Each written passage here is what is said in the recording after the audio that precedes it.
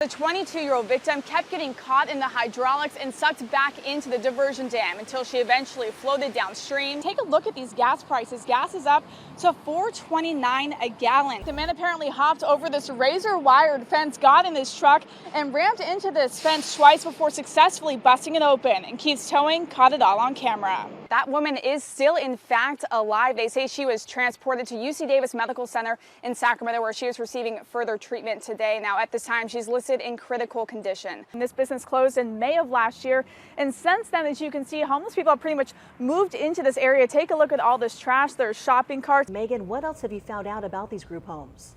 Well, I found out that Victor Treatment Centers in Shasta County alone have been issued more than 16 citations since the beginning of 2016. And we know he's worked for the Reading Police Department since 2002, but we don't know how long he's been a part of the suspected drug activity. Now, CHP says him, along with 2 other individuals, were arrested as a part of this.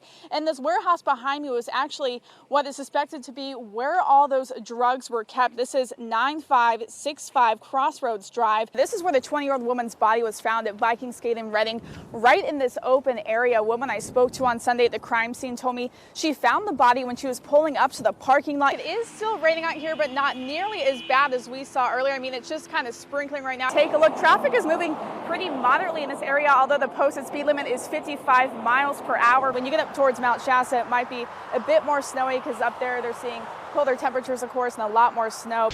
Pet owners will do just about anything to ease their furry friends' suffering. So it's no shock they started using CBD on their pets. But is it safe? Retailers and pet owners weighed in. She taking your picture? Meet Gunner, the 9-year-old purebred Rottweiler full of smiles that loves treats. His owner, Melinda Burbage, attributes his energy and good health to CBD, the non-psychoactive cannabis compound found in marijuana. It was getting great results. Ours is kind of like in a little round cookie. I take that out, and then the pet flavored is like a bacon flavored oil. So I just put like a half of a dropper on the cookie, and it kind of soaks in a little bit and give it to him, and he eats it right up. Burbage says she's been giving CBD to Gunner, along with her 2 cats, twice a day for 1 year. The budding industry promises to treat everything from anxiety to pain management. But like anything involving cannabis, the science and regulation behind CBD, especially for pets, remains murky. I wasn't scared to try it at all. Not everything needs to be approved by the FDA, because sometimes, in my opinion, a lot of things that are FDA approved are not all that good for us either. So I think that's where the education part comes in. Education behind what products you're buying for your furry friend, and more importantly, what ingredients are in them. Some CBDs have THC in it, and your pets do not need that at all. It could actually harm your pet. Joni Kilty, the owner of Treats Natural Pet Marketplace, has been selling CBD for pets for 3 years. At first, she says she was skeptical about it because of all the holistic products on the market. I think if you would have asked me 5 years ago, I would have said snake oils, this stuff, whatever. There's just so many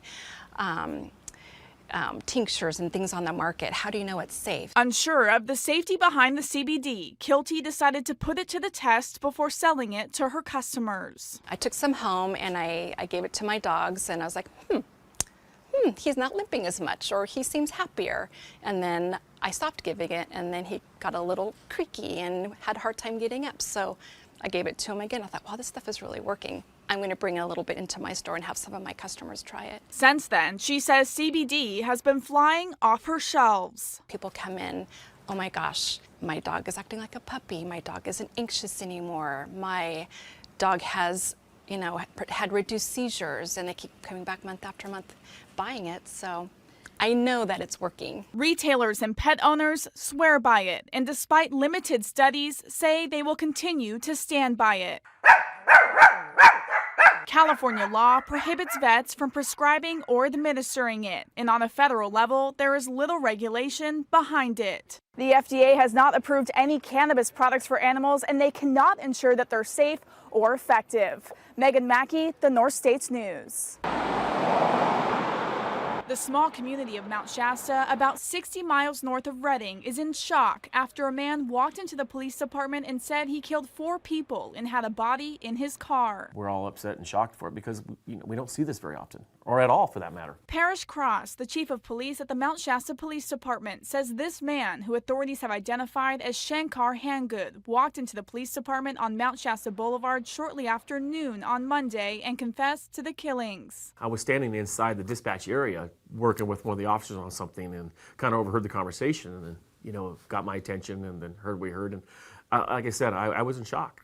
And especially when we validated what he was saying. After the suspect made the confession, an officer detained him and police went outside to where his car was parked and quickly realized what he said was true. This is where the suspect's vehicle was sitting, right where this blue car is parked. Officers say when they came out here, they found the body in the back seat. Mount Shasta police then called Roseville police and secured the scene on Lake Street until detectives arrived. Meanwhile, officers with the city of Roseville police discovered the additional 3 bodies the suspect confessed to killing in an apartment nearly 200 miles away from Mount Shasta. It's terrifying, actually. I grew up in this town. This is a beautiful place to live. We felt completely safe walking the streets at midnight. And now I have a 20-year-old son, and I'd prefer him not to go out after dark. A mountain town on edge. Roseville police saying the suspect was related to the 4 victims, 2 adults and 2 juveniles who have not yet been identified. The biggest question that remains is why and what brought him to Mount Shasta to confess to this horrific crime. KRCR News Channel 7's Meaghan Mackey is live outside the tow yard tonight to show us the damage and the surveillance video. What happened, Meaghan?